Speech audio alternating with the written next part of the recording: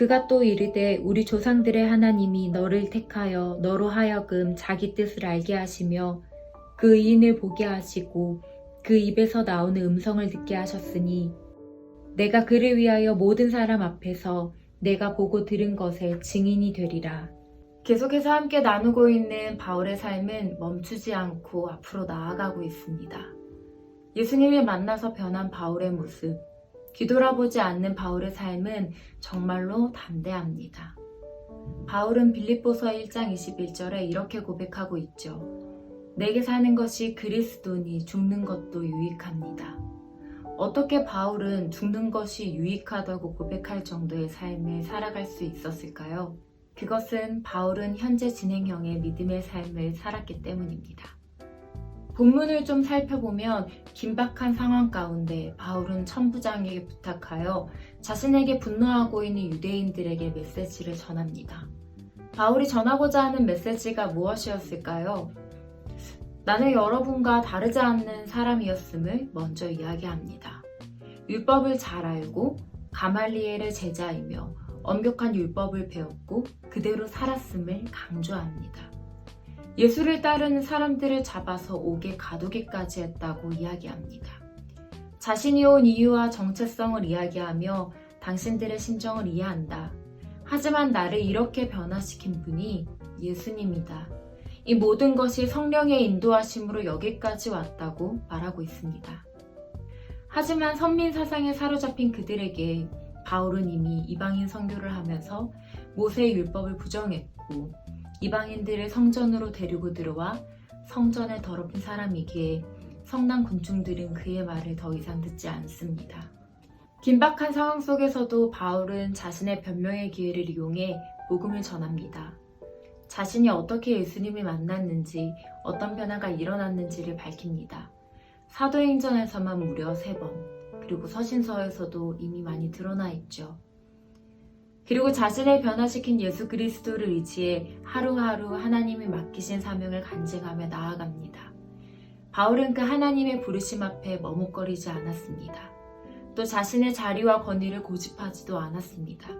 바울은 자신이 증인이 되어야 함을 알고 난 이후 성령의 인도하심을 따라 복음을 선포하며 살아갔습니다. 역사를 잊은 민족에게 미래는 없다. 한 번쯤은 들어보신 적 있죠? 역사, 과거는 우리에게 많은 가르침을 주고 그 과거를 기억함으로 우리는 더 나은 현재와 미래를 준비할 수 있습니다.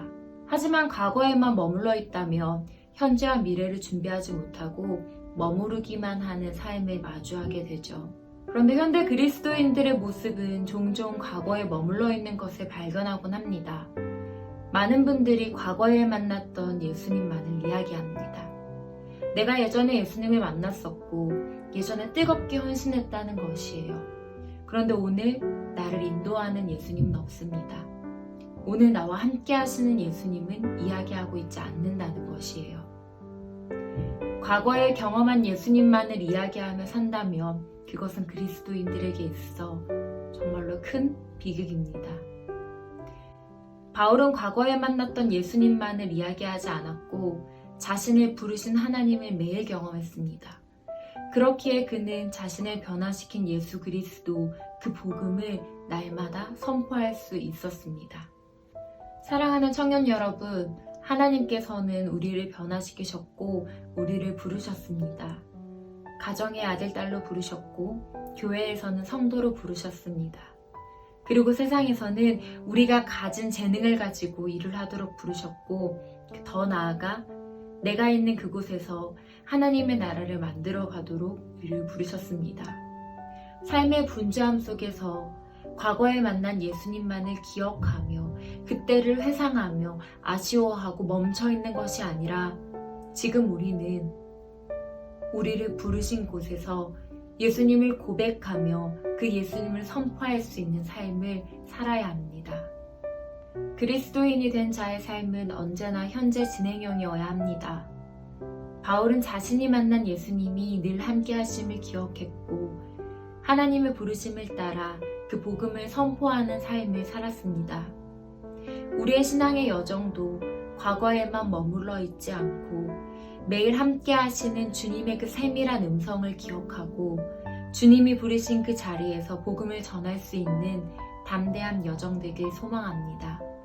죽음 외에는 다른 선택지가 없었던 우리들에게 새로운 생명을 주신 이유, 왜 나를 선택하셨고, 왜 나를 부르셨고, 왜 나에게 사명을 주셨는지 기억하며 오늘 하루 내가 있는 그곳에서 복음을 선포하는 하루 되길 기도합니다.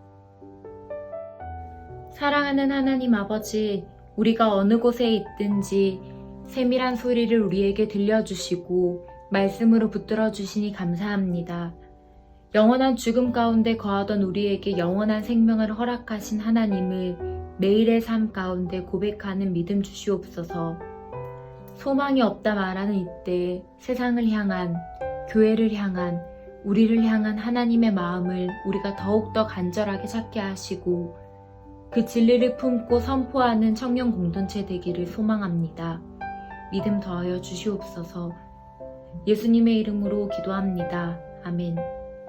오늘 기도하실 제목입니다.